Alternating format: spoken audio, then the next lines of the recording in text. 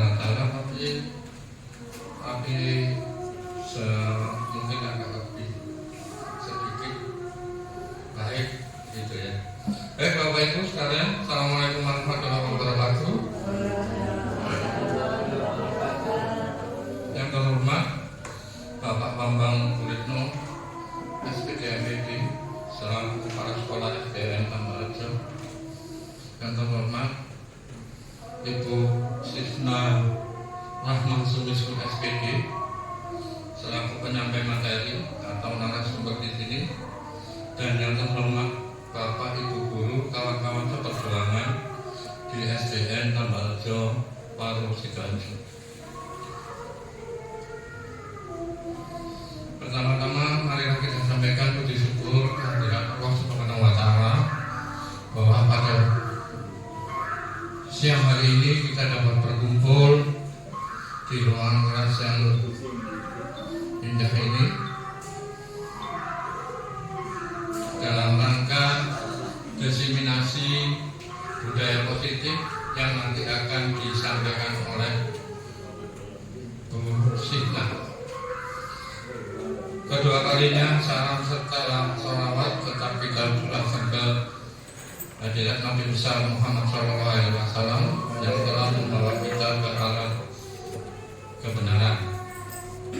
Bapak Ibu sekalian, sengaja kita berkumpul hari ini memenuhi undangan dari sekolah, dalam hal ini adalah Bu Sihna, untuk salah satu syarat dalam pengembangan guru penggerak yang dilakukan oleh Bu Sihna, dan kita semuanya diharapkan untuk mendukung acara ini agar lebih suksesnya nanti.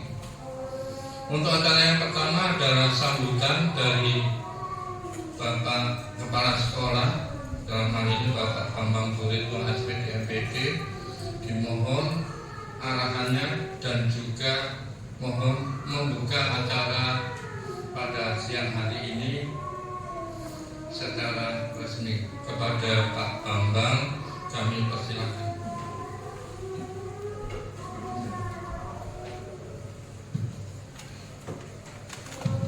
Bismillahirrahmanirrahim. Assalamualaikum warahmatullahi wabarakatuh. Selamat siang, salam sejahtera untuk kita semua.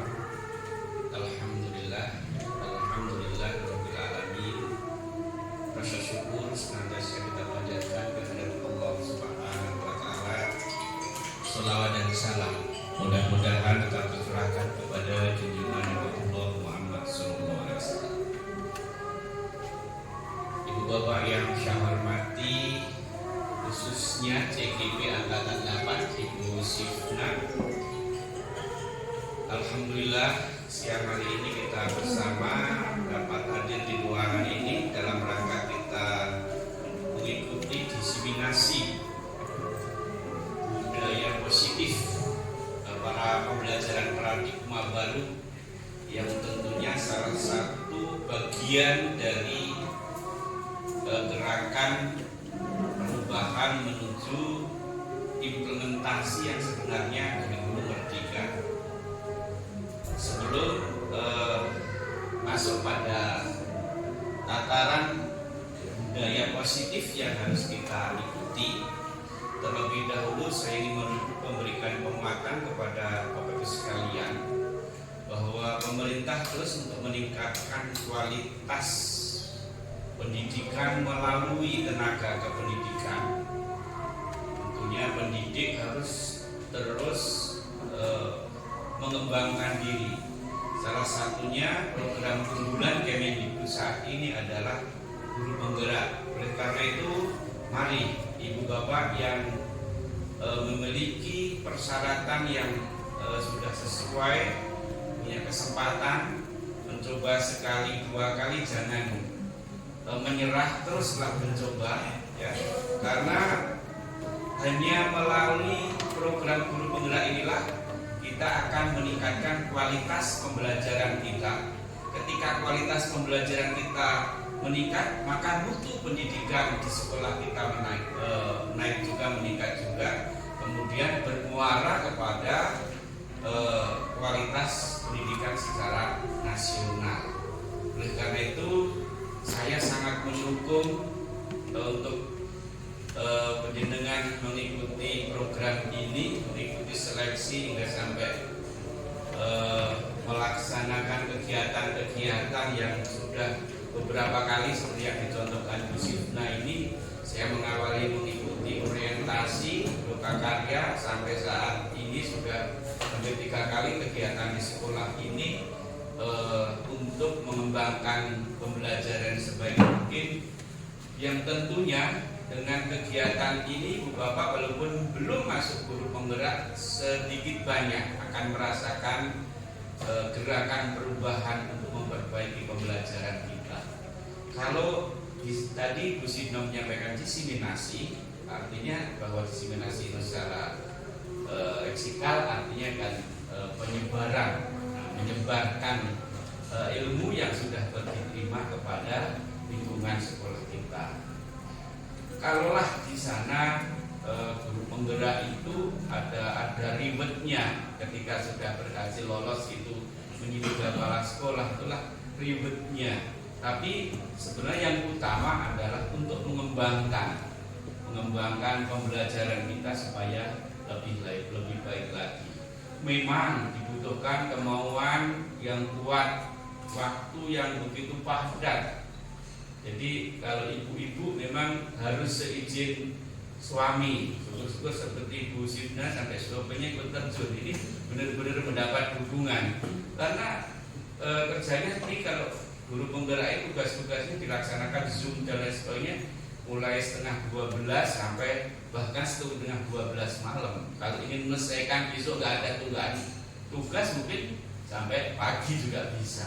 Itu tantangannya memang. Tapi semua yang saya amati, insya Allah guru penggerak ini banyak yang sudah sukses. Semalaman juga ada 2 guru penggerak yang kemarin mendapatkan pembekalan mau ribetnya diambil untuk menyelangkah menjadi kepala sekolah. Alhamdulillah yang keberadaannya hampir di atas kertas untuk ikut guru penggerak itu kayak nggak mungkin, tapi ternyata sampai berhasil karena kemauan yang kuat. Tuh Bapak Ibu sekalian, saya hanya memotivasi dengan kegiatan-kegiatan ini, maka perubahan, bahkan perubahan mendasar pada diri kita. Ini budaya positif, artinya budaya positif. Nanti dalamnya kayaknya banyak dikupas banyak sekali, disiplin dan bagaimana paradigma pembelajaran, paradigma baru yang menghamba kepada anak dengan menerapkan sistem diferensiasi itu. Benar-benar anak-anak ini enjoy di dalam belajar. Tetapi sekali lagi memang kita di pendidikan yang paling dasar, membaca, menulis permulaan itu diutamakan. Jadi ketika benar kita mengikuti sesuai kebutuhan belajar anak, tapi untuk membaca menulis permulaan dari fase A ini 2 tahun ini harus anak-anak sudah bisa membaca ya. Jadi itu harapan kita sehingga di fase B kelas 3 4 sudah mulai mengembangkan membacanya, tidak MPP lagi, tidak membaca menulis permulaan lagi, tapi sudah mulai mengembangkan kalimat menjadi paragraf menjadi sebuah cerita. Nah, ketika kelas 5-6 atau fase C nanti sudah anak-anak menulis, membacanya sudah bersifat pengembangan, sudah bisa menarik kesimpulan isi tersirat dalam bacaan maupun yang tersurat. Itu harapannya. Jadi marilah kegiatan-kegiatan seperti ini kita dukung. Kalau di sekolah-sekolah sana mungkin ada yang malah dibully, guru penggerak itu dikucilkan temannya, bahkan kepala sekolahnya juga ikut mengucilkan. Ada cerita, saya banyak cerita, termasuk 2 orang yang semalam datang ke rumah itu ya karena merasa dibully ya di lingkungan kerjanya. Insya Allah sukses dan akan melangkah ke level berikutnya. Terima kasih Bapak Ibu yang sudah kita bersama bahu-membahu.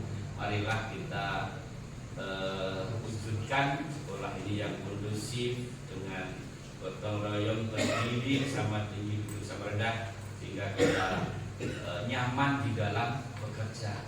Jadi kenyamanan dalam bekerja itu sangat dibutuhkan. Walaupun jauh, ya kalau lingkungan kerja itu nyaman itu menjadi senang. Saya punya guru dulu di Tambak Sumur itu rumahnya Sidoarjo Pucuk di sana. Saya coba, saya usahakan nanti didekatkan rumahnya sana.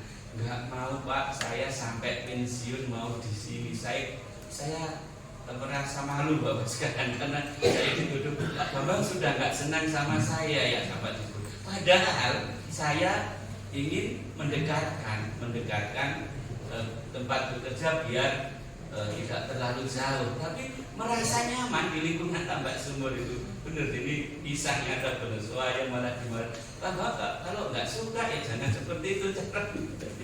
Alhamdulillah, dan marilah kita sekali lagi kita ciptakan lingkungan kerja yang nyaman, kondusif, sehingga anak-anak juga belajar dengan nyaman ketika lingkungan para gurunya itu bekerja. Saya kira itu penguatan dari saya. Terima kasih sekali lagi, mohon kita ikuti bersama kegiatan ini dan mungkin biar nanti berjalan lancar dan juga saya bisa juga melaksanakan kegiatan lain, saya tidak bisa lama-lama menunggu. Saya kiri akhir kalam bila taufiq wal hidayah. Assalamualaikum warahmatullahi wabarakatuh.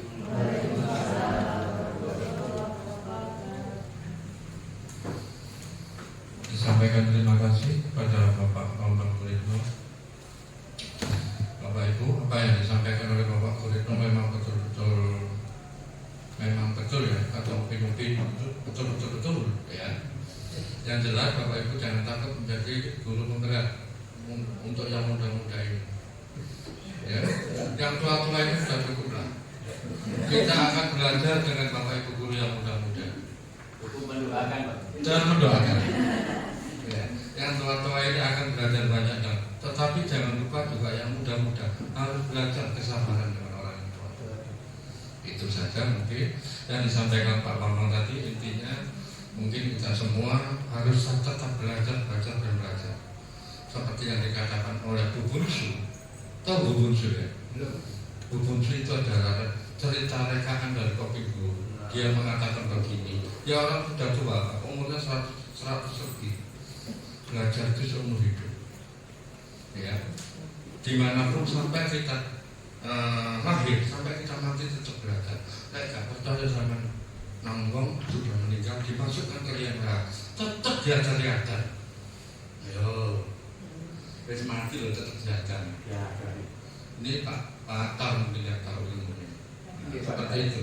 Makanya itu Bapak Ibu, biar kita tua muda kita sama, yang jelas sing tua ke pengalaman ini, sing tua kurang pengalaman, yuk belajar karo sing tua, sing nom yo belajar karo sing tua yo belajar karo sing nom. Insya Allah akan menjadi lebih baik seperti ini.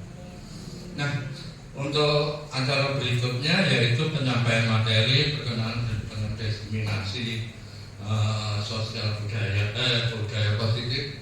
Yang dimaksud budaya positif ini apa saja, bagaimana cara menyampaikannya, kemudian barang apa sih budaya positif ini yang perlu Bapak Ibu ketahui. Yang jelas pada hari ini kita akan belajar bersama-sama tentang budaya positif ini. Ya, dan insya Allah nanti kalau bisa ya dipergunakan untuk anak didik kita, supaya anak-anak didik kita itu tidak hanya mengenal budaya-budaya yang lain, tapi budaya-budaya positif ini yang perlu kita kembangkan yang ada di sini. Mungkin untuk lebih jelasnya kita sambut saja penyampaian materi oleh Bu Sitna. Kepada Bu Sitna kami persilahkan. Oh ya, untuk nanti untuk sesi ada 2 sesi, ini sesi penyampaian materi dan sesi tanya jawab. Takonnya gak usah kakek ya, tapi sing mengenal. Nah, takonnya nggak banyak-banyak tapi yang monggo Bu Sitna kami persilakan. Tepuk tangan dong.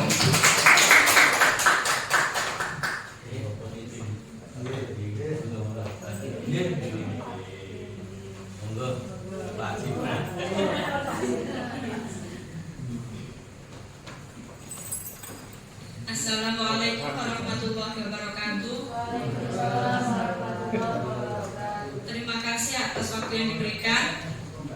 Langsung to the point, ke materi ya. Hari ini saya menyampaikan materi menyebarkan pemahaman dan penerapan pengalaman tentang budaya positif. Nah, konsep inti dari budaya positif ini ada perubahan paradigma belajar, disiplin positif, nilai-nilai kebajikan, kebutuhan dasar manusia, motivasi perilaku manusia, posisi kontrol guru, keyakinan kelas, dan segitiga restitusi. Nanti semuanya akan dibuka satu persatu.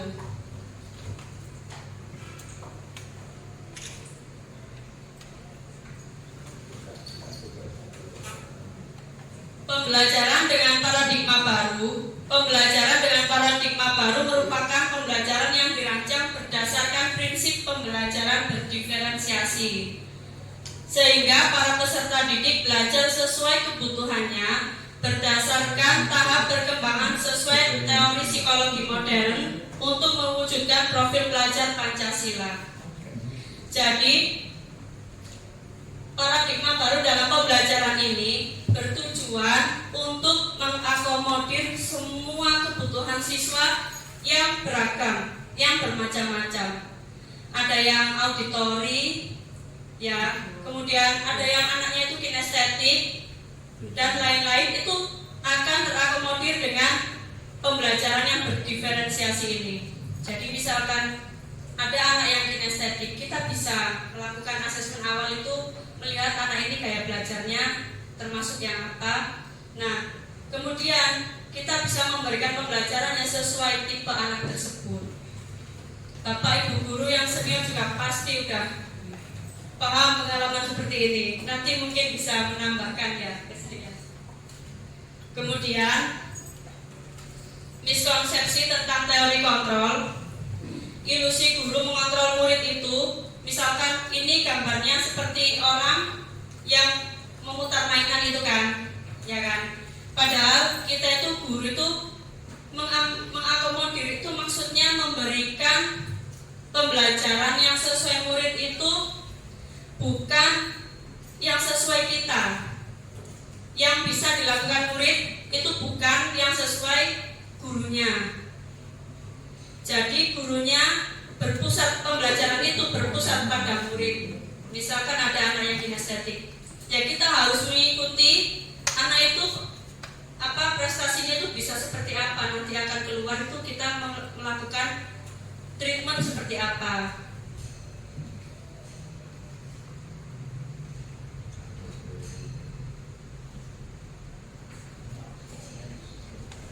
Kemudian kita sebagai guru juga tidak bisa memaksa untuk anak merubah cara belajarnya. Misalkan anak yang kesusahan menghafal, kita memaksa, kamu harus hafal, itu akan sia-sia. Jadi kita tuh cari cara, misalkan kayak perkalian, kita kasih manik-manik atau kayu, jadi biar anaknya itu menemukan sendiri. Oh ternyata kalau 2 kali 4 itu ini, lama-lama itu dia akan menghafal sendiri. Kan ada anak yang itu udah pusing dengan tabel, itu udah pusing ya. Lanjut. Mengubah paradigma stimulus respon ke pendekatan teori kontrol. Nah, stimulus responnya realita kebutuhan kita sama, semua orang melihat hal yang sama. Kita mencoba mengubah orang agar berpandangan sama dengan kita. Kemudian perilaku buruk dilihat sebagai suatu kesalahan. Orang lain bisa mengontrol saya bisa mengontrol orang lain. Pemaksaan ada pada saat bujukan gagal, kemudian berpikir menang atau kalah. Kemudian teori kontrolnya, realitas kebutuhan kita berbeda. Setiap orang memiliki gambaran yang berbeda. Kita berusaha memahami pandangan orang lain tentang dunia. Semua perilaku memiliki tujuan. Kemudian hanya Anda yang bisa mengontrol diri Anda tidak bisa mengontrol orang lain. Kolaborasi dan konsensus menciptakan pilihan-pilihan baru. Kemudian model berpikir menang-menang. Ini contohnya kalau misalkan saya berada di usia yang tengah-tengah, ya saya itu harus bisa melihat menurut sudut pandang orang yang masih muda. Oh, dulu kan saya juga pernah seperti ini, di fase usia seperti ini. Saya akan berpikir seperti apa. Sama kita seperti menjadi atau melihat sudut pandang dari anak-anak. Oh, anak ini ternyata mikirnya gini, anak-anak itu mikirnya gini. Kita harus merasakan, punya pikiran seperti anak-anak itu. Jadi biar kita itu enggak menjadikan guru yang kita itu memaksa gitu loh. Pokoknya kamu harus nilainya 80, 100. Padahal karakter kan yang lebih diutamakan. Kemudian sekarang ini kita lebih ke aplikasinya ya, tentang disiplin positif. Disiplin positif artinya belajar, kemudian disiplin positif salah satu cara penerapan disiplin yang bertujuan untuk menumbuhkan kesadaran serta memberdayakan peserta didik tanpa imbalan. Jadi disiplin yang dimaksud disiplin positif itu bukan karena motivasi dari luar, misalkan dari hukuman. Kamu kalau nggak mau nulis nggak boleh pulang. Itu ternyata disiplin dari luar. Tapi kita harus menumbuhkan perasaan ke anak didik itu gini. Kalau saya mau nulis, saya akan jadi anak yang seperti apa? Jadi kita itu sebelum memberikan pekerjaan di kelas, kita itu ngasih tahu anak-anak ini ditulis biar kita ngerti kalau energi itu bergerak gimana gitu. Jadi bukan kalau nggak mau kerjakan nanti dapat hukuman. Itu termasuk motivasi dari luar ya. Jadi sebagai pendidik tujuan kita menghasilkan peserta didik yang memiliki disiplin diri. Jadi anak-anak itu disiplin dari kemauannya sendiri, bukan dari luar, bukan dari orang lain, gurunya, orang tuanya, tapi anak-anak itu benar-benar sadar. Kalau saya melakukan ini, saya akan menjadi anak yang menghasilkan peserta didik. Nah, ini berperilaku mengacu pada nilai kebajikan universal dan memiliki motivasi intrinsik. Sudah saya jelaskan. Kemudian ini nilai-nilai kebajikan. Ini seperti toleransi, rasa hormat, integritas. Mungkin kalau masih materi seperti ini, gambarannya di sekolah penerapannya masih bingung ya. Nanti saya berikan contoh waktu di kelas penerapannya. Jadi profil belajar Pancasilanya jangan semuanya udah tahu. Ada beriman, bertakwa yang kurnernya baru. Nah, ini termasuk seperti ini. Kemudian keterampilan hidup. Nah, anak-anak itu kita itu kan pendidikan tujuannya itu biar anak-anak itu merdeka secara lahir batin, bisa hidup di masyarakat. Jadi bukan cuma mengacu pada nilai akademik. Jadi keterampilan hidup itu juga sangat dibutuhkan. Kadang kan kita itu melihat anak yang nilainya bagus, tapi nyampulin buku itu loh nggak bisa. Ya enggak. Ternyata yang lebih baik diutamakan itu nilai-nilai untuk apa? Anak itu bisa mandiri, bisa keluar di masyarakat nanti itu seperti apa? Kecakapan hidupnya.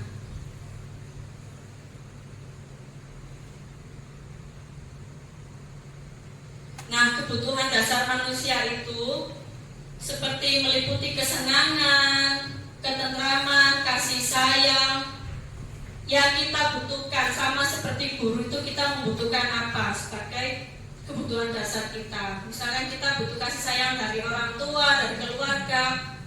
Nah, sama dengan anak-anak. Anak-anak itu juga butuh kasih sayang dari gurunya, dari lingkungannya, seperti perasaan aman, perasaan nyaman di dalam kelas.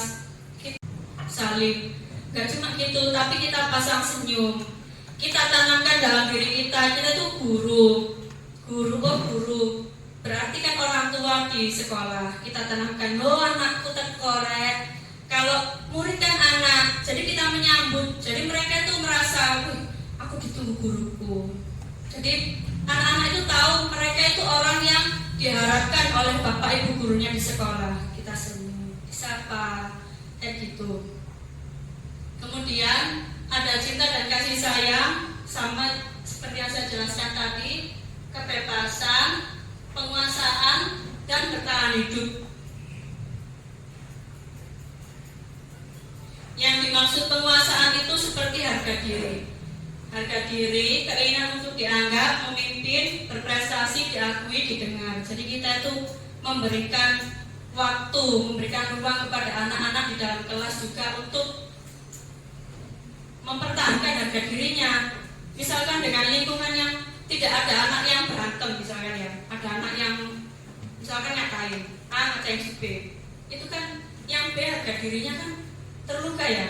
Nah, gimana cara kita atasinya biar sampai anak yang B ini harga dirinya akhirnya nggak anjlok. Kemudian kebebasan seperti mandiri, memiliki pilihan, mencoba hal baru, dan mengendalikan arah dirinya. Kemudian kesenangan itu seperti bermain, humor, antusiasme, tertawa. Jadi dalam sekolah kita mengusahakan anak-anak itu selalu semangat dan ceria. Kemudian motivasi perilaku manusia, menghindari ketidaknyamanan atau hukuman, untuk mendapatkan imbalan, untuk menjadi orang yang mereka inginkan. Nah, ini contoh dari motivasi dari luar. Jadi kita diharapkan anak-anak itu nggak seperti ini motivasinya, jangan dari luar. Kita harus membangun motivasi dari dalam diri anak itu. Jadi anak kalau untuk menghindari ketidaknyamanan atau hukuman, wah aku takut nulis halus, akhirnya aku mengerjakan, aku diam. Itu motivasi eksternal. Kemudian mendapatkan imbalannya, bintang itu ternyata termasuk motivasi eksternal. Karena anak akan terbiasa mendapatkan imbalan. Jadi dia nggak punya motivasi dari dalam diri. Terus kalau aku nggak dikasih bintang, ya males aku. Jadinya kayak gitu. Kemudian untuk menjadi orang yang mereka inginkan dan menghargai diri sendiri dengan nilai yang mereka percaya. Ini seperti anak yang suka dipuji. Karena sering dipuji berlebihan, maksud saya bukan diapresiasi ya. Dipuji berlebihan, akhirnya mengakibatkan anak itu ketergantungan. Kalau nggak dipuji, ya nggak akan melakukan. Jadi misalkan ada anak ranking 1, itu dipuji sama bundanya. Tapi kalau turun ranking 2 nggak dipuji, akhirnya dia anak itu bakalan gampang ngedrop. Situasi kayak gitu itu udah nggak stabil buat anak-anak. Apresiasi dan pujian itu beda ya. Kalau pujian itu lebih cenderung anak itu didewakan. Misalkan di dalam kelas, anak itu didewakan terus. Cenderungnya misalkan ada tugas yang membaca di depan, pasti yang ditunjuk anak itu. Misalkan nulis, kerjakan hitungan, pasti yang ditunjuk anak itu. Nah, kita tuh harus menghindari mendewakan anak yang juara 1 malahan. Jadi lebih baik kita itu malah mencari yang misalkan dari tahun sebelumnya nih. Ini kalau saya ya, lihat yang nilai bawah-bawah itu siapa. Kita ajak ngobrol.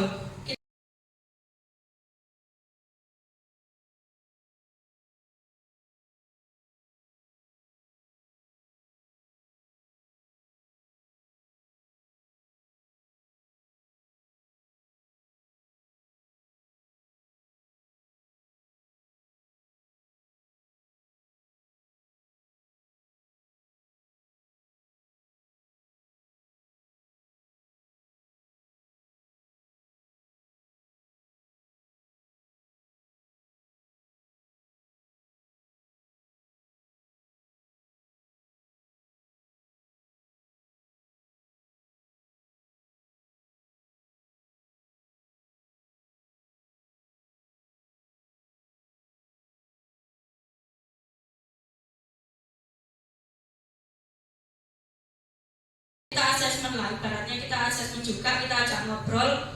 Kemudian ternyata anak itu lo pinter nih, ternyata anak ini pinter gini. Akhirnya bakat itu muncul semua. Itu yang dimaksud mengakomodir semua kebutuhan manusia juga. Karena yang nilai juara 1 itu kan secara akademik. Belum tentu anak yang nggak juara 1 misalkan paling akhir nilainya itu nggak bisa apa-apa, belum tentu. Ternyata jago nyanyi, ternyata jago praktek, kalau praktek selalu bantu teman. Ternyata dia itu berjiwa besar, biarpun sering digojloki temennya, dia itu cuma ketawa. Justru malah kadang yang misalkan yang nilainya paling tinggi malah mudah tersinggung, lebih rapuh. Karena itu tadi biasanya ada campuran motivasi eksternal ini. Ya kita umur segini lah, kita merasakan ya, kita itu lebih rapuh. Jadi orang itu justru kalau dulunya tuh ranking 1 terus, terbiasa dipuji terus, terbiasa di atas, kena guncangan dikit langsung rapuh. Ya, jadi kita tuh memunculkan motivasi dalam diri anak itu biar apa? Biar gak gampang rapuh. Jadi kebutuhan dasar anak tadi terpenuhi, kesenangan. Aku diseneni, gak diseneni Bu Sina tetap happy. Jadi dipuji gak dipuji tetap happy. Melakukan semuanya itu dari dalam diri. Kemudian hukuman, konsekuensi, dan restitusi. Hukuman ini seperti yang saya jelaskan tadi lebih ke motivasi eksternal, bersifat satu arah ya. Jadi kita itu seperti punya kuasa ke anak. Kemudian konsekuensi ini sama, ini seperti peraturan. Kita membuat peraturan. Jadi anak itu merasa takut. Jadi anak yang nggak melakukan kesalahan itu juga takut banget. Kemudian restitusi. Nah ini kita sekarang harus seperti ini karena kita kan udah kurmer ya, kurikulum merdeka, udah banyak kegiatan-kegiatan yang mengakomodir semua anak-anak itu, baik nilainya yang A, B, C, D sampai Z pun kita itu sudah ada wadahnya. Jadi kita itu sekarang harus ke restitusi. Yang dimaksud restitusi ini yang akan saya jelaskan contohnya nanti sekalian pas kegiatan MPLS ini, sesuai untuk MPLS ini. Jadi proses mengkondisikan murid untuk memperbaiki kesalahan agar karakter yang lebih kuat. Jadi proses kolaboratif mengajarkan murid untuk mencari solusinya sendiri. Jadi anak yang salah ditanya salahmu apa, bukan disuruh, kita meminta mereka mencari solusinya sendiri. Kemudian ini ada posisi kontrol guru, ada penghukum, pembuat merasa bersalah, teman, pemantau, dan manajer. Ini seperti yang ini menghukum, semuanya udah tahu. Pembuat merasa bersalah ini seperti wah ibu kecewa sama kamu, itu contoh kalimatnya. Ini teman ini kita tuh sekarang kalau bisa udah dihilangkan kalau terlalu menjadi teman. Sekarang kita harus ada di manajer. Kalau pemantau ini konsekuensi tadi. Jadi 1 sampai 4 itu di skip. Saya biasanya ada di teman. Kalau saya biasanya. Akhirnya saya berusaha belajar. Jadi di manajer. Nah, contoh penerapan 5 posisi kontrol guru. Contoh kasus siswa tidak mengikuti upacara bendera. Kalau penghukum udah pasti disuruh dihukum, ya kan? Dari bacaan ini udah kelihatan pasti dihukum. Kalau dari pembuat merasa bersalah, mesti kadang kata-katanya gini, kok tetap kamu yang lakukan kesalahan, aduh capek aku melihatnya. Itu termasuk anak itu merasa bersalah. Anaknya itu merasa bersalah tapi kepada gurunya. Jadi gak punya motivasi dari dalam diri. Gak punya motivasi, iya ya kenapa ya aku kok harus pakai topi, kenapa aku harus pakai dasi. Jadi sebelum melakukan apa-apa kita emang harus memberikan alasan ke anak-anak. Sama seperti ke anak kita sendiri di rumah. Kita pakai topi ya dek, biar gak panas. Pakai dasi ya dek, biar bajunya ini kerahnya gak membuka. Pakai ikat pinggang dek, biar roknya gak kendor. Pakai kaos kaki, biar kakinya gak lecet dek, gitu. Jadi anak itu akan memiliki motivasi dari dalam diri sendiri. Ma, topiku ketinggalan, nanti aku kepanasan. Nah, itu lebih baik daripada pakai pakai topi biar nggak dimarahin bu guru, ayo pakai dasi, nanti dimarahin bu guru. Nah anak itu akhirnya yang tertanam di dalam otak dan hatinya itu dimarahin bu guru, akhirnya bu guru itu jadi contoh yang buruk, marah-marah terus kayak gitu. Jadi kita itu juga menjelaskan ke murid juga kayak gitu. Sama seperti aturan-aturan yang dibuat di jalan raya, semua aturan kan ada manfaatnya.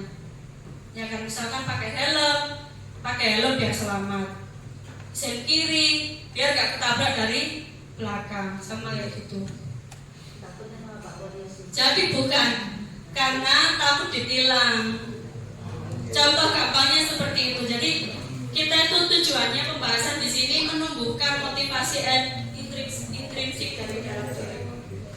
Kemudian kalau teman kata-katanya contohnya seperti ini, kata-kata contoh pemantau seperti ini. Kemudian, nah sekarang yang manajer, kata-katanya contohnya seperti ini. Misalkan dipanggil, Intan tadi ngelakuin apa waktu upacara? Tadi waktu upacara kenapa kok sampai dimarahin? Misalkan atau dia kelihatan galau gitu ya. Saya soalnya nggak pakai atribut lengkap bu. Nah terus kita tanya, terus kita maunya gimana? Nah, pasti dia akan memilih hukumannya sendiri. Ya nanti minggu depan saya akan pakai atribut lengkap bu. Nah nanti minggu depan dilihat lagi. Itu namanya posisi manajer. Jadi kita gak langsung menghukum, gak langsung memberikan hukuman. Jadi emang penting ada buku catatan misalkan catatan pelanggaran itu penting. Itu gunanya di situ. Buat kita itu jadi manajer. Misalkan satu, anak ini apa, tanggal berapa. Nah ini orang senior pasti lebih jago. Karena saya ingat dulu mesti disarankan bikin buku pelanggaran. Sebenarnya bukan pelanggaran kalau bahasa zaman sekarang, kejadian. Buku enteng-enteng. Iya. Kemudian ini udah saya jelaskan tadi, saya percepat ya. Ini cuma buku. Pak Heri terus. Ini sudah saya jelaskan semuanya. Sekarang langsung ke keyakinan kelas. Keyakinan kelas ini ujungnya muaranya seperti tadi, menumbuhkan motivasi dari dalam diri anak. Ini disiplin positif yang bisa kita terapkan dalam kelas. Ya, langsung ke penerapannya. Ini saya percepat. Ini dibuat dalam pernyataan positif. Dibuat sedikit saja agar mudah diingat udah ya. Nanti ini langsung saya berikan contohnya. Nah, langkah-langkah menyusunnya, tanyakan pendapat murid tentang masalah dan harapan dalam kelas. Kemudian eksplorasi ide, kemudian ini sampai merefleksikan bersama dalam kurun waktu tertentu. Jadi misalkan kita lagi MPLS nih, kita tanya anak-anak, kita pengen kelas seperti apa? Ditanya anak-anak. Kayaknya kalau kita mikir sekarang anak-anak gak bakal bisa jawab kan. Tapi kita itu mesti salah. Ternyata anak-anak itu bisa jawab. Ternyata anak-anak itu mesti nulis kok, bisa jawab. Saya pengen kelasku nyaman, saya pengen kelas saya bersih. Ternyata bisa jawab. Dulu tuh saya pikir masuk anak-anak itu bisa diajak ngomong dari hati ke hati itu loh. Masa bisa sih ngomong anak SD? Ternyata itu bisa. Jawabannya itu bisa banget. Nanti saya kasih contohnya sampai ada yang curhat. Terus contoh keyakinan kelasnya. Nah kemudian segitiga restitusi ini untuk menyelesaikan masalah tadi, yang sebagai manajer ya, suatu proses menciptakan kondisi bagi murid akan memperbaiki kesalahannya sehingga tercipta karakter yang lebih kuat, menstabilkan identitas. Ini contoh kalimatnya, tidak ada manusia yang sempurna. Jadi kita itu memahami posisi anak dulu, menjadikan kita itu seperti anak-anak dulu. Oh iya, saya misalkan ada anak telat. Kenapa kok telat? Semalam saya tidurnya kemalaman bu, habis diajak pergi. Nah kita itu harus bisa memahami posisi anak itu juga. Memahami, oh iya aku kalau capek juga kadang-kadang telat kayak gitu. Terus Nah, kita itu harus gede hatinya dulu sebelum menegaskan kesalahannya. Jadi digedekno dulu hatinya anak itu. Nah, terus setelah kita menyebutkan kesalahannya, kita tanyakan dia itu melanggar keyakinan kelas yang apa. Contoh penerapannya, ini skenario ya, jadi bukan berarti anak ini melakukan pelanggaran.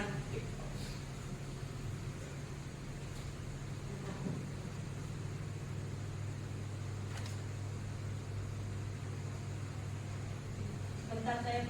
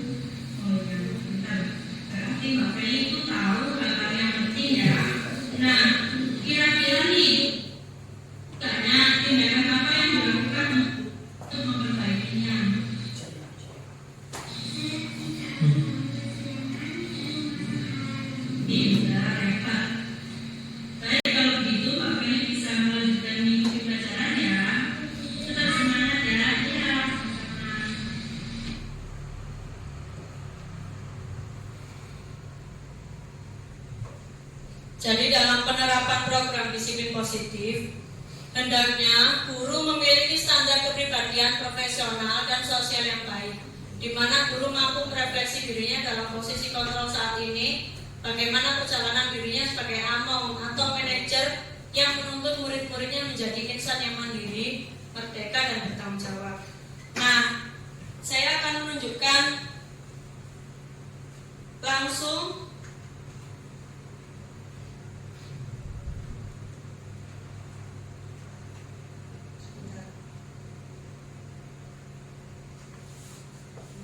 contoh keyakinan kelas yang ditulis sama anak-anak. Ini bukan keyakinan kelas, masih berupa harapan anak-anak untuk memunculkan motivasi intrinsiknya. Jadi ibaratnya kita itu, kamu minta apa? Nyaman. Jadi kita itu harus apa? Nah, kalau bilang enggak, berarti kamu harus apa? Sak jalur-jalurmu dewe, kamu harus bisa melakukan itu. Jadi kayak gitu. Contohnya anak yang nomor 1, aku ingin nyaman di kelas 5C, ingin menjadi lebih pintar, berarti nanti anak ini harus apa? Nah, itu nanti semuanya kita tarik garis kesimpulan jadi keyakinan kelas. Jadi bukan peraturan kelas lagi. Kalau peraturan kelas, kita itu posisinya bukan manajer tapi pemantau, pemberi hukuman, seperti itu. Kemudian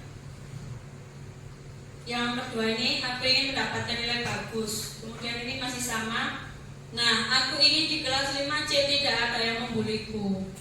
Biasanya anak-anak itu emang kalau ada masalah dari luar di dalam kelas, akhirnya misalkan kita lihat ya, ada anak yang ngomong dikit aja, itu kadang anak sekarang udah merasa terbuli kan.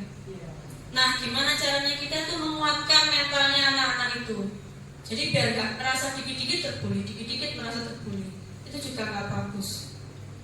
Kalau kata Kanjeng Nabi, ya, kalau misalkan cuma mulut lebih baik gak dibalas. Tapi kalau udah sampai memukul, kalau kata Kanjeng Nabi itu memang wajib dibalas. Kalau misalkan kita ngomong, kalau ada yang membuli sampai fisik, kita boleh balas. Yakin sekelas gak ada yang berani mukul-pukulan. Karena merasa orang yang akan dipukul akan membalas.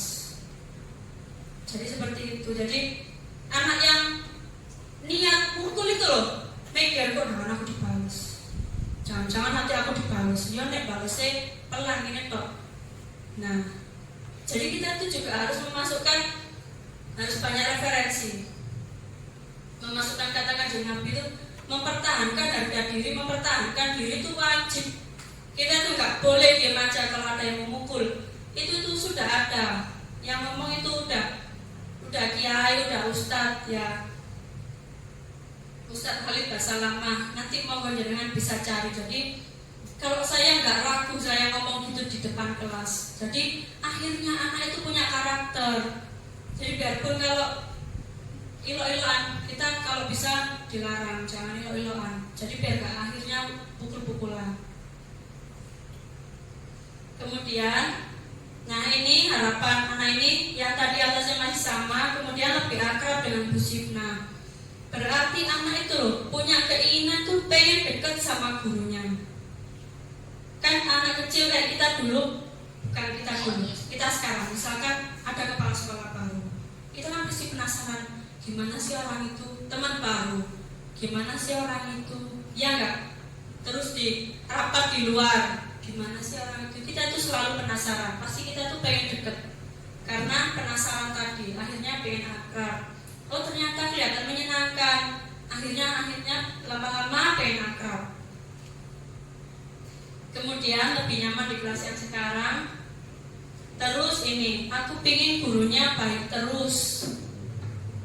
Harapan anak ini. Jadi nggak ada intervensi, nggak ada paksaan, nggak ada suruhan saya harus kerja apa enggak. Ternyata anak itu bisa ngomong dari hati ke hati, dikasih kertas. Kalau solusi untuk anak yang kelas kecil itu bentuknya itu silang-silangan. Saya ingin di kelas suasananya A nyaman, B kacau, C apa gitu. Cuma 2 pilihan aja, lebih gampang. Kemudian yang kedua, saya ingin ruangan kelas saya. Nah itu, jadi bisa nanti ditarik keyakinan kelas. Kemudian yang ini, aku pengen punya banyak teman, terus aku pengen gak banyak praktek. Nah ini contoh anak yang gaya belajarnya mungkin senang membaca, senang sekolah, mendengarkan ceramah, model ceramah-ceramah lebih senang, lebih gampang diterima. Gak senang praktek, gak senang rea-reo, merasa praktek itu buang-buang waktu. Ada emang itu ada. Dari tahun ke tahun saya emang menemui kalau misalkan ada praktek, itu ada anak yang kayak menggerutu. Pasti ada menggerutu. 1-2 anak mesti menggerutu. Ya karena gaya belajarnya. Kita ya nggak boleh cuma nuruti anak yang menggerutu. Kan kasihan ya gaya belajarnya, senang praktek, senang kesana sini. Jadi kita harus emang berusaha, harus adil. Kemudian ingin lebih memahami materi kelas 5. Jadi anak-anak itu sebenarnya kepingin pinter, semuanya itu kepingin pinter. Namanya manusia kan gak ada yang bercita-cita menjadi orang bodoh ya. Kemudian lebih akrab ini sudah. Aku ingin kelasnya bersih dan nyaman. Nah ini nanti bisa ditarik kesimpulan, dijelaskan ke anak, ditanyakan, dibacakan. Kemarin saya suruh baca satu persatu keinginannya di depan kelas. Kalau pengen kelasnya bersih dan nyaman, kita harus apa? Dia harus bisa jawab. Jadi itu nanti membentuk motivasi dari dalam dirinya sendiri. Oh iya, saya kan kepingin bersih dan nyaman.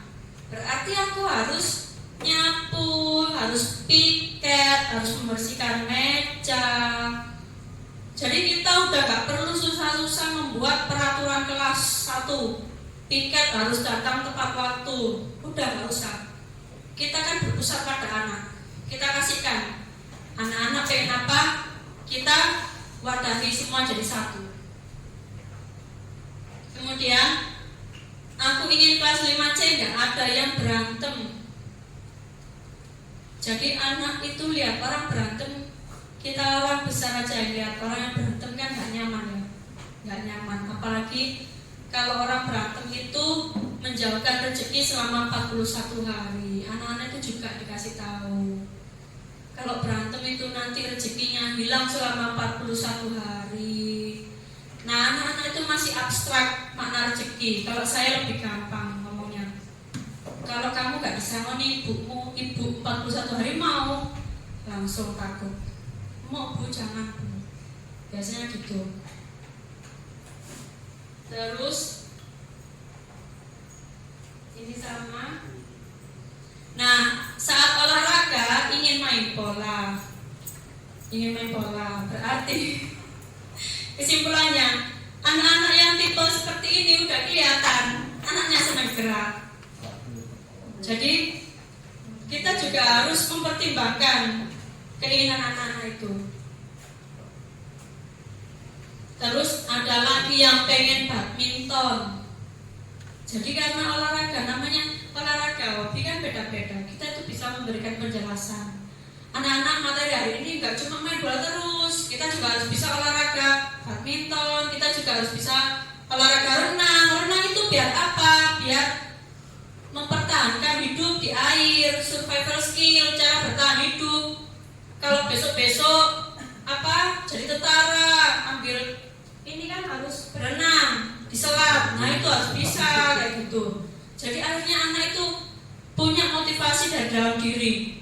Misalkan gak kejauhan jadi tentara ya, misalkan anak-anak itu rekreasi rame-rame, masa gak malu kalau cuma diem di dalam air. Nah kita itu memberikan motivasi itu gunanya itu apa buat anak. Kembali lagi ke prinsip, kalau saya melakukan ini, saya akan menjadi orang yang itu. Jadi pakai prinsip itu. Terus aku ingin belajar praktek di luar. Ini tipenya hampir mirip sama kayak saya. Saya soalnya ngantukan kalau di dalam kelas. Ceramah lama juga gak kuat, bosen kan. Jadi saya senang praktek. Ayo anak-anak praktek, lebih mudah memasukkan materi melalui praktek. Karena melihat bahan-bahan yang di depan mata. Oh ini gunanya ini anak-anak, ini buat ini. Kalau ini dipaksakan ke sini jadinya ini. Kata-kata itu muncul kayak gak ada remnya. Tapi kalau ada pakemnya, pakai buku, pusing. Nah, sama kayak anak-anak juga. Ngelihat buku tok, perubahan energi potensial, pusing. Apa sih energi potensial itu? Gak bisa punya bayangan, itu susah. Jadi kita harus mengakomodir anak-anak yang tipenya seperti itu juga. Terus ini agak curhat ini. Aku ingin kalau piket yang cowok juga ikut piket, karena biasanya yang cowok itu nggak ikut piket. Mungkin ini biasanya. Nah, guru-guru juga harus menjawab curhatan anak-anaknya kayak gini. Jadi harus kita tuh bersyukur ya ada anak yang harus kayak gini. Berarti kita harus memantau anak laki-lakinya juga, harus menumbuhkan motivasi dari dalam diri kepada anak laki-laki. Nah, kan laki-laki tuh harus bisa menjaga kebersihan dimanapun. Karena laki-laki perempuan semuanya sama, ingin ruangan yang bersih, nyaman, biar gak kena penyakit, biar gak digigit nyamuk. Ruangan kalau bersih kan gak ada tikusnya, gak ada bakterinya. Kita tuh terangkan kayak gitu. Jadi pakai prinsip tadi, kalau saya melakukan ini, maka akan menjadi, itu harus ditumbuhkan di dalam anak itu terus kayak gitu. Jadi kita emang gak boleh bosen. Jadi radio itu gak boleh bosen. Jadi kalau cuma ceramah materi pelajaran anak-anak kan ngantuk ya. Kita lebih ke, kalau kita mempelajari materi ini, kita tuh bisa, misalkan listrik, energi, misalkan perpindahan kalor. Kalau kita bisa belajar perpindahan kalor, nah kita bisa loh buat es krim sendiri, es puter. Itu kan pakai prinsip perpindahan kalor. Gunanya apa kalau bikin es puter? Kalau adikmu sunat, kau bisa buatkan sendiri, ibu hemat uangnya. Anak itu langsung, oh iya bu, bisa tak bu buat es krim sendiri, bisa tak? Gak percaya kan pasti anak-anak. Akhirnya kita itu nyoba, akhirnya percaya. Jadi dari tahun ke tahun saya juga hobi ngajak bikin es puter.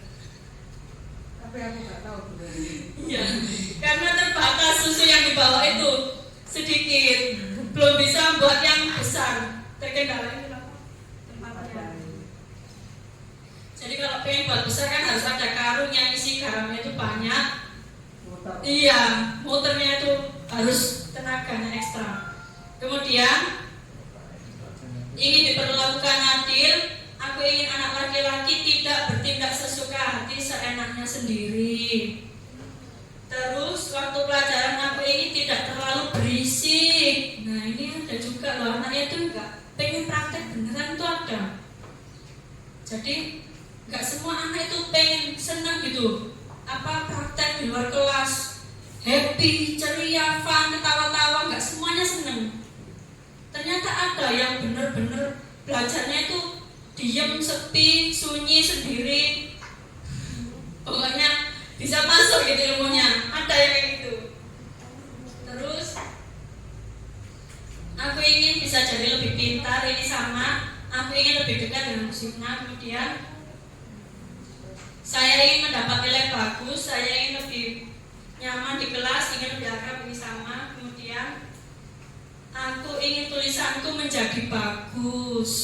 Nah, guru itu juga berarti harus mengajak anak-anak itu, maksudnya concern ke tulisan itu, anak itu senang. Ternyata ada anak yang senang kalau dikritik tulisannya, dikasih tahu yang benar. Ini kalau nulis itu kayak gini. Ternyata ada anak yang senang kayak gitu. Kita kan nggak pernah menduga ya, selama ini anak-anak mungkin disuruh nulis bagus seperti paksaan.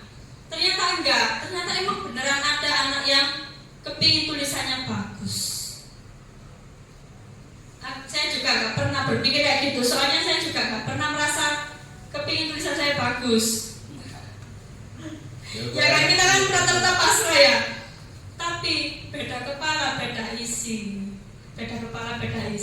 Ternyata ya Allah, Pangeran Gusti Allah itu menciptakan manusia itu bermacam-macam. Sampai tulisan loh, kepingin bagus itu loh. Saking apa nih? Saking kepinginnya pintar, saking senengnya kalau dikasih tahu, oh tulisanmu itu gini gitu, seneng berarti anaknya. Terus aku kemudian aku ingin di kelas ini lebih baik daripada kelas sebelumnya. Aku ingin ketika diberi tugas tidak terlalu susah. Berarti selama ini bisa jadi anaknya merasa kesusahan ketika mengerjakan tugas. Susah mengerjakan tugas itu bermacam-macam faktornya. Bisa dari lingkungan, tidak ada yang mendampingi, bisa dari alat dan bahan. Ya benar. Jadi waktu yang terbatas itu juga merasa susah. Waktu yang terbatas itu berarti jumlah tugas yang diberikan melebihi waktu yang tersedia. Kemudian ingin di kelas 5 lebih giat belajar agar ke depan tidak kesusahan mengerjakan tugas ataupun ulangan dari guru. Jadi kemudian ini pengen belajar sungguh-sungguh, pengen berprestasi, pengen pintar. Nah ini pengen bersih, tidak ada yang bertengkar, tertib ya. Ini masih sama, ingin praktek main bola. Masih sama.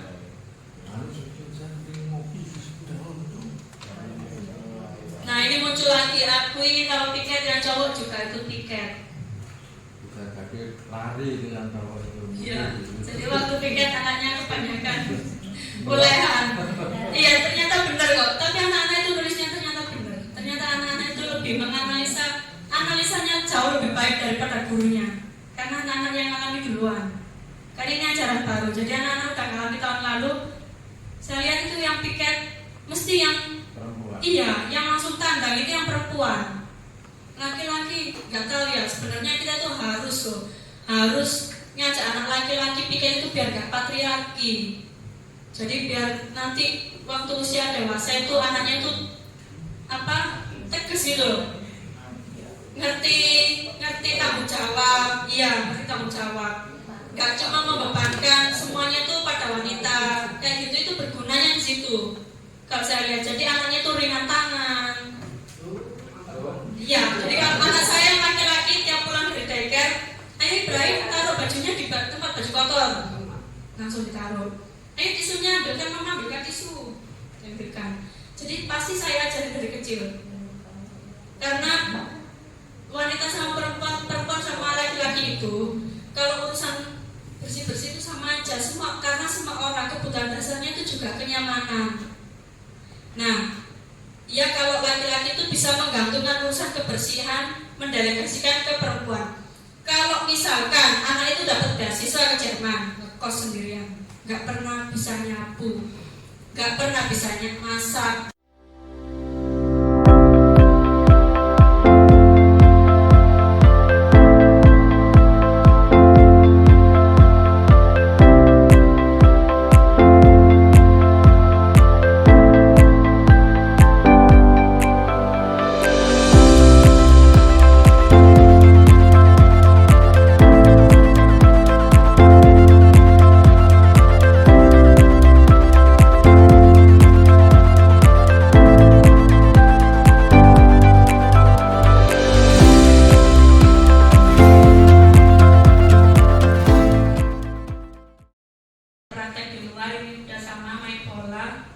Terus ini malah pengen praktek 1 minggu sekali.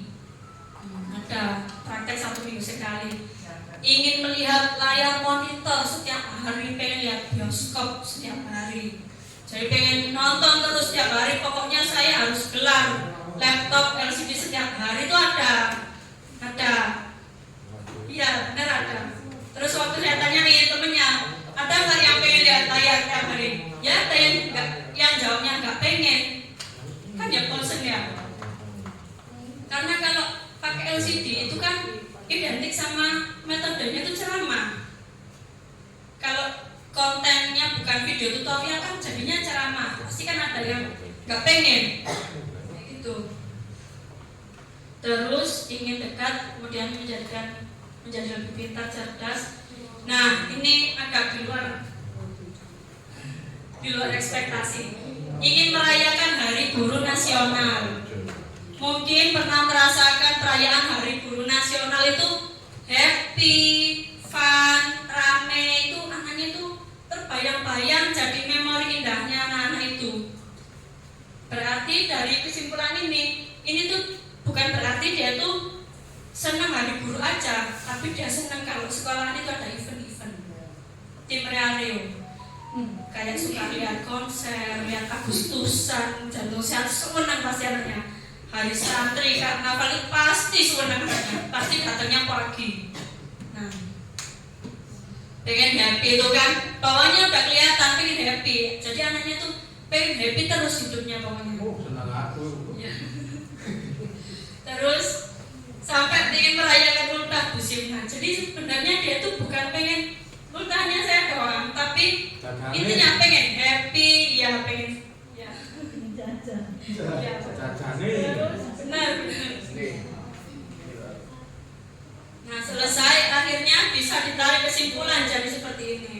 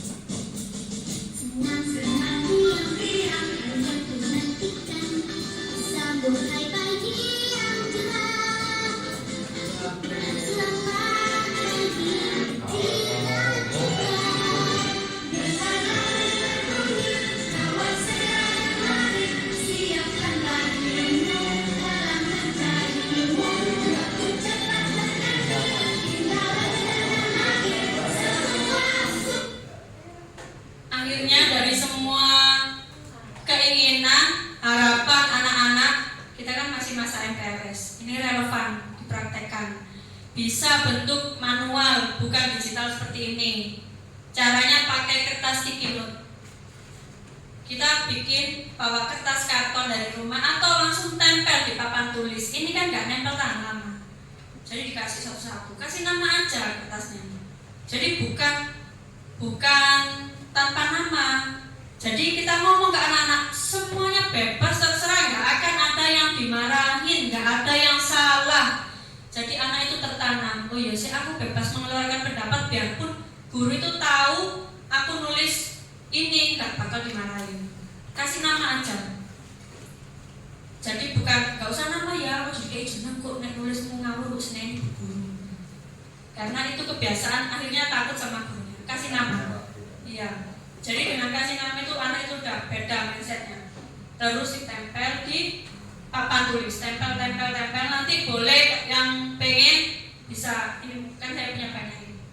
Nah, terus ditarik kesimpulan, kata-katanya juga bukan peraturan kelas lagi, tapi keyakinan kelas. Jadi apa yang kita yakini, guru dan murid itu meyakini sama-sama, bukan peraturan, bukan paksaan dari guru ke murid. Jadi kata-katanya itu kami, guru dan murid depannya. Kemudian belakangnya diikuti kalimat positif. Jadi bukan kita harus datang tepat waktu atau piket harus datang lebih awal, itu masih kata-kata peraturannya. Jadi sebenarnya itu kita mengubah peraturan kelas itu menjadi bentuk yang positif untuk menjadikan anak-anak itu memiliki budaya yang positif. Jadi saya ini terakhir materinya, harus saling menyayangi itu menjawab anak-anak yang gak pengen berantem kayak gitu. Harus saling peduli, menghargai, memperhatikan norma baik. Jadi anak kalau ada ilo-iloan kita bisa panggil, kamu melanggar keyakinan kelas yang apa? Ini ditempel, yang ini nanti ditempel di kelas. Jadi anak bisa baca. Oh, saya enggak memperhatikan norma baik, Bu. Nah, berarti kamu salah apa benar? Salah, Bu, karena udah melanggar peraturan apa keyakinan kelas, norma tidak memperhatikan norma baik. Terus kamu harus apa? Oh, saya harus memperhatikan lagi, Bu, lain kali. Nah, itu ditulis dulu tapi hari itu. Nah, jangan jadi tulisan itu gunanya jangan sampai anak ini mengulang kejadian yang sama. Kalau dibuka, oh nggak ada namanya dulu, berarti belum pernah melakukan kesalahan. Kalau kamu udah pernah kayak gitu. Terus menjadi orang yang sportif, kreatif. Kreatif itu untuk menjawab anak-anak yang pengen praktek di luar. Kalau kamu pengen praktek di luar, berarti kamu harus jadi anak yang kreatif. Kalau saya pengen praktek di luar, berarti saya harus menunjukkan ke bu guru saya kreatif dan saya akan menjadi orang yang kreatif. Terus akan selalu semangat dan ceria. Tadi kan ada yang nulis pengen nggak ada yang berantem ya. Berantem itu kan ini ya, berarti kan kita itu harus selalu semangat dan ceria. Kita harus punya ice breaking yang bisa membangkitkan semangatnya anak-anak. Saya tuh dapat ice breaking. Terus terang bukan dari saya pribadi, yang pasti dikasih ya, terinspirasi, kopi segala macam, nggak apa-apa. Yang penting lucu. Pasti saya pakai. Jadi kayak gini. Kalau saya praktekkan sendiri sekarang itu garing pol, waring. Tapi waktu anak-anak yang praktekkan lucu ternyata. Jadi gini, one. Nah itu sampai 5. Jadi waktu 5 kakinya tuh gini-gini udah lupa ngitungnya. Jadi anak-anak tuh bakal ketawa. Saya loh waktu praktek sendiri juga ketawa. Waktu praktek di depan kelas kayaknya buaring pol. Ya waktu malu banget ya. Anak-anak, ini direkam anak-anak. One. Tuh. Ya kayak gitu tuh kan. Sampai 5. Ya Allah malu banget pokoknya waktu ngasih contoh. Tapi ternyata waktu udah dipraktekkan anak-anak, akhirnya semangat semua. Yang ngantuk-ngantuk itu langsung seger. Terus waktu pulang itu juga. Nah ini juga saya copy dari waktu latsar. Kita tuh harus menanamkan ke anak kalau sekolah itu bukan tempat menyeramkan, tapi tempat senang-senang. Jadi dari dulu saya pakai. Jadi saya tanya, kita di sekolah ngapain? Kalau nggak gitu pakai bahasa baku, kita di sekolah sedang apa? Bersenang-senang. Mesti kan ada anak yang super sedih kalau habis berantem bersenang. Gini kan, kadang ini doang, kadang mulutnya nggak buka. Jadi saya wajibkan semua giginya harus kelihatan, gelombangnya harus besar. Langsung bersenang-senang, langsung sambil. Terus giginya ada yang susah senyum kan, diginiin sama temennya. Nah itu akhirnya kita ngajarkan ke anak sekolah itu happy. Jadi bapak ibu guru juga bisa pakai yang ini gelombang itu bersenang-senang atau ke tangan apapun boleh. Jadi pokoknya kita punya ice breaking yang membuat anak itu berangkat itu happy karena kan dibangunkan ibunya. Nah ayo bangun sekolah kan happy tuh. Jangan sampai pulang itu sumpah hatinya, kasihan. Karena anak mau sekolah itu udah bagus banget. Jadi jangan sampai mematikan semangatnya anak-anak. Terus guru dan murid akan selalu bahagia dimanapun. Jadi usahakan setiap pulang sekolah akhir sesi pelajaran kita itu minta anak-anak senyum dulu sampai kelihatan giginya. Kenapa sih kok selalu saya bilang kelihatan giginya? Karena kalau kita bilang ayo senyum biasa, kelihatan giginya dong. Nah akhirnya tetap senyum. Biarpun nggak kelihatan giginya tapi senyum. Terus akan memakai dan meninggalkan kelas dalam keadaan bersih. Jadi ini untuk laki-laki dan perempuan. Jadi sekian materi dari saya tentang budaya positif, jadi mengubah semua kebiasaan yang sudah kita jalankan ini dalam budaya positif. Wassalamualaikum warahmatullahi wabarakatuh. Terima kasih Bu Simna atas paparannya yang begitu menarik.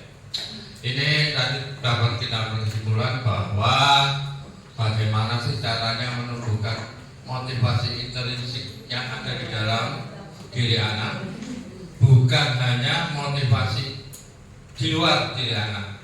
Dan kebanyakan memang kawan-kawan kita sendiri masih di dalam unsur-unsur yang ekstra di luar motivasinya.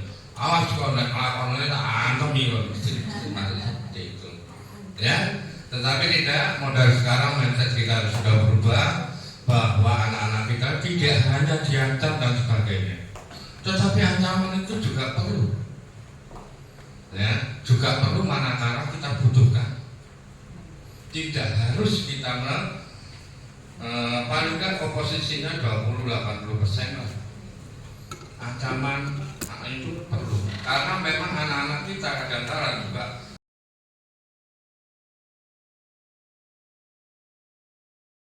Pagi Mbak Intan. Pagi Bu. Nah, tadi tuh Ibu dengar Mbak Intan habis berantem ya sama teman, sama Zia. Ibu Iya. dengar dari ketua kelas. Iya Bu, habis kesel sih. Oh, kesal kenapa Mbak Intan? Dia terus-menerus mencontek hasil tugas saya Bu. Bukan hanya PR, tapi Pekerjaan rumahnya juga dicontek. Iya Bu. Oh, kalau Ibu itu jadi Mbak Intan juga pasti akan kesel, marah sama Mbak Zia. Terus, tapi tadi Mbak Intan ngapain Mbak Zianya? Saya marah-marah Bu, dan saya maki-maki Zia. Dan tanpa sadar saya menggebrak mejanya Zia. Wah, menggebrak meja.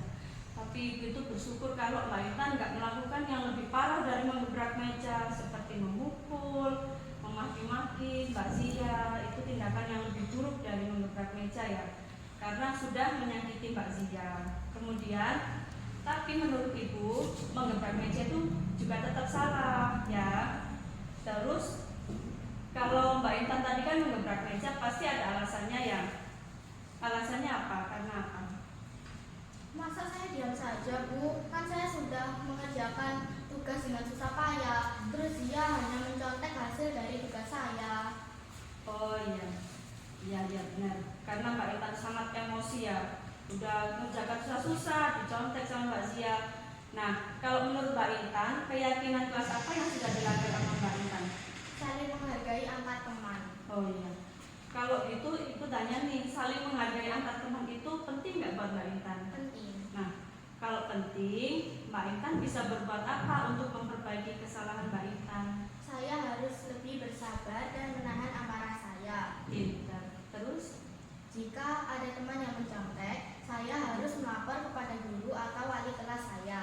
Pinter. Nah, kalau sudah, Mbak Intan kan sudah tahu keyakinan kelas yang sudah dilanggar dan untuk memperbaikinya. Sekarang Mbak Intan, Ibu rasa sudah sangat tepat menjadi anak yang pintar, hebat, dan mau berusaha memperbaiki kesalahan. Sekarang sudah bisa mengikuti pelajaran lagi ya. Ya Bu.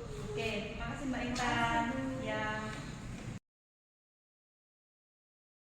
Selamat pagi Mbak Feli. Selamat pagi juga Bu. Nah, Bu Simna tadi tuh lihat di catatan pelanggaran Mbak Feli hari ini tadi upacara nggak membawa topi dan kaos kaki ya. Iya Bu. Topi dan kaos kaki Iya. saya ketinggalan di rumah. Nah, Mbak Feli melakukan kesalahan ini pasti karena ada alasannya ya. Iya. Alasannya apa? Karena itu saya kemalaman mengerjakan PR dan juga bangunnya kesiangan. Oh iya, karena hari ini Senin ya, hari ini Iya. di jalan-jalan. Nah, Mbak Feli udah bagus tapi tadi itu nggak terlambat loh Ibu lihat. Terus Mbak Feli juga masih berusaha mengerjakan PR. Berarti Mbak Feli udah berusaha tetap tertib untuk hal yang lain juga. Nah, Iya. kemudian kira-kira Ibu tanya nih, tindakan dari Mbak Feli melakukan kesalahan tadi melanggar keyakinan kelas yang apa? Yang disiplin apa tadi? Yang Ibu bacakan disiplin disiplin waktu. Nah, buat Mbak Feli disiplin waktu itu penting nggak? penting, Bu. Oh iya, pintar. Berarti Mbak Feli itu tahu hal-hal yang penting ya.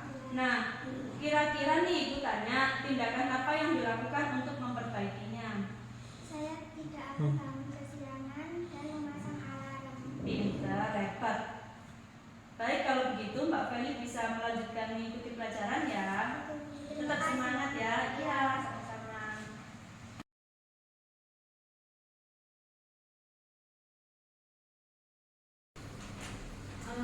Bagaimana tindakan guru kepada siswa sehingga membuat siswa tersebut mempunyai keterampilan dalam sehari-hari sehingga tidak ada kata lupa baik dalam mengerjakan tugas, membawa buku. Matur nuwun, Rama, intinya itu bahwa bagaimana tindakan atau hal-hal apa yang bisa dilakukan oleh seorang guru agar siswa tersebut tidak gampang menjadi anak sing pelupa. Monggo Bu Cipta, langsung dijawab saja. Ini pokoknya jawaban langsung. Ya. Untuk melatih anak-anak biar nggak mudah lupa, kita bisa menerapkan membiasakan catatan. Anak itu punya catatan pribadi di dalam tas kecil. PR hari ini halaman berapa. Kemudian kita membantu melatih anak itu nulis di catatan juga. Kita tuliskan, misalkan kita sebagai guru ya tahu anak ini nggak pernah pakai dasi, kita tuliskan besok pakai dasi. Kita suruh bawa pulang kertas ini, atau kalau lupa lagi di tas, setiap pagi suruh mengeluarkan. Wah, aku harus pakai dasi, pakai dasi, lama-lama bisa ingat. Pembiasaannya itu bisa diakali dengan mencatat semua hal-hal kecil itu dicatat. Setiap pulang kita minta anak itu membuka tasnya. Buka aja dulu, dilihatin semua. Nah itu bisa, anak itu bisa lama-lama. Ya kita itu nggak mengharapkan hasil yang instan, cepat. Namanya orang kan berproses ya. Apalagi anak-anak. Jadi kita itu masih membiasakan dulu. Kemudian misalkan anak itu melanggar mengerjakan PR, kita terapkan budaya positif kan.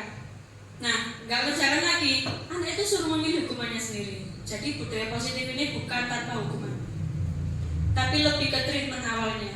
Treatment awalnya itu kita tuh anak itu biar bisa milih hukumannya sendiri. Oh, saya akan mengerjakan PR banyak deh Bu, untuk menembus kesalahan saya, untuk menggantikan kesalahan saya. Nah, jadi bukan tanpa hukuman, tapi lebih ke anak menentukan sendiri konsekuensinya atau hukumannya sendiri untuk dirinya sendiri atas kesalahannya sendiri. Matur nuwun Bu Sina. Bagaimana Bu? Jelas ya? Ya. Jadi anak-anak sing lalian itu kok nggak caketan ae Bu, dicatet. Aku ini sih ya lalian udah tak catet. Memang betul apa yang disampaikan Bu Sina. Betul sekali. Berarti buku penghubung diperbanyak. Nah, itulah perlunya buku penghubung antara anak dengan gurunya. Monggo Ketua Koperasi menggandakan ya buku penghubung, buku tugas, ya biar tidak menjadi anak pelupa yang sudah disampaikan. Sekarang pertanyaan yang kedua, monggo Bu, 2 pertanyaan sudah cukup. Ada yang bertanya? Anak ini kebanyakan dia, ya saya sering lihat, ya saya sering lihat itu ada anak yang mungkin kurang mampu ya dalam pelajaran, tapi dia itu senangnya membantu gurunya, senangnya dia itu agak cari perhatian sama guru-gurunya. Nah, yang mau saya tanyakan bagaimana caranya kita sebagai guru, sebagai pendidik untuk memberi stimulus rangsangan untuk anak ini, bukan hanya untuk dia mencari perhatian sama guru, tapi dalam akademik juga dia mampu dan bisa untuk dalam hal segi pelajaran apa saja. Terima kasih. Terima kasih Pak Edi. Terima kasih pertanyaannya. Pak Edi, biasanya anaknya itu cakap, kemampuan sosialnya itu lebih menonjol. Terus kecakapan hidupnya juga lebih menonjol daripada akademiknya. Nah, itu lebih gampang memasukkan nasihat-nasihat dari kita. Waktu sama kita, misalkan anak itu belum bisa baca, bulat di meja gini kan, kita ambil baca, saya coba ambilin buku saya, gitu. Saya coba ini apa? Nah, pelan-pelan kita ngerayunya. Coba saya baca, ini huruf apa? Huruf apa? Ini huruf kelas 1 pasti paham kayak gini. Ada anak yang bulat, ada yang gelibet, terus sama gurunya bantu bawain tas, bantu merotin pensil, tak rotin bu. Nah, arek iki loh, bulat aja tapi gak garap-garap. Terus bisa monco besar. Tapi arek kemampil ambek gurune, kita mau marahi kasihan. Iya, ya, ada bahasa kayak gitu. Nah, tapi kita harus lebih kasihan kalau anak itu gitu terus. Harus punya perasaan kayak gitu.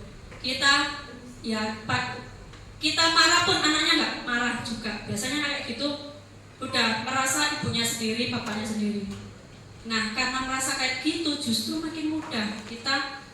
Kalau saya misalnya kemarin ya, jenengan semuanya tahu lah siapa yang dikasih kayak gitu. Saya suruh ambil buku, jenengan nggak tahu ya, yang anaknya kecil itu. Saya coba ayo, kemudian bukunya saya bacaan saya ayo, bacaan. Terus dibaca itu. Gini ki artinya apa? Ayo. Terus nomor 1 jawabannya apa? Iso enggak kamu? Saya tantang karena dia itu suka tantangan ternyata. Kalimatnya itu suka ditantang. Iso jawab enggak nomor 3? Oh salah ngono, saya baleni mau cek mana gitu. Coba ulangi lagi saya gitu. Jadi kita bukan memanipulasi anak ya, tapi gimana caranya kita tuh ngepek hatinya anak itu. Kalau kita tuh udah ngejudge anak itu ngene-ngene kasihan mereka lo gak pengen kayak gitu. Tapi hukuman misalkan dia melanggar itu tetap lanjut kalau hukumannya. Tetap ada hukuman tapi ya harus yang gitu. Ada lagi, Bapak Ibu mungkin masih banyak